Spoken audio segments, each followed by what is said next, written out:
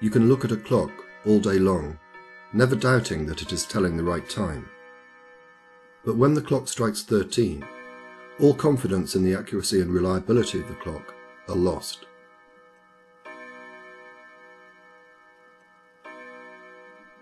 Hansen's disease, caused by the Mycobacterium leprae and lepromatosis, is a disease of the peripheral nerves and mucosa of the upper respiratory tract. The primary external symptom is skin lesions. If untreated, it can cause permanent damage to the skin, nerves, limbs, and eyes. The condition is more commonly known as leprosy. Since the 1970s, through medical advancements, a cure for leprosy has been readily available, although there are still many hundreds of thousands of cases being diagnosed every year. But why it took the medical field so long to find a cure is a mystery. The answer has in fact been known for thousands of years. I found it in an old book called the Bible.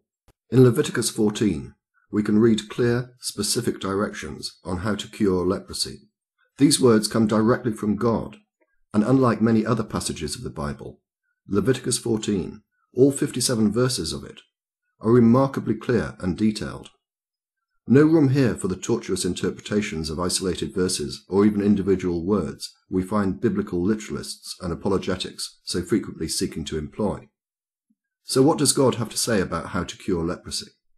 It's a bizarre combination of shaving, animal sacrifice, and weird ceremonies which involve, amongst other things, certain parts of the ritual to be conducted under running water. Interestingly, none of the 22,000 papers relating to leprosy, as cited on the PubMed website, refer to this biblical procedure. So why is it that people believe in this obvious crap? If it's in there, I believe it.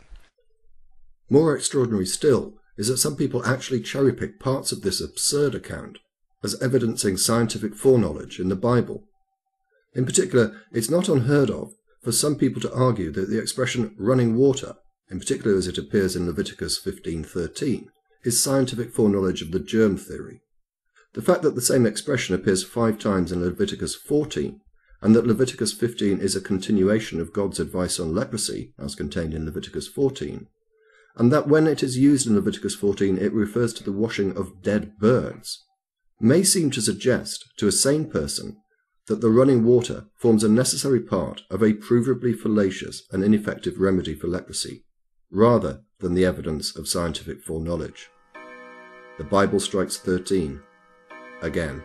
If it said, and God said, let there be pink space monkeys making pizza on Mars, and it was so, I would believe it.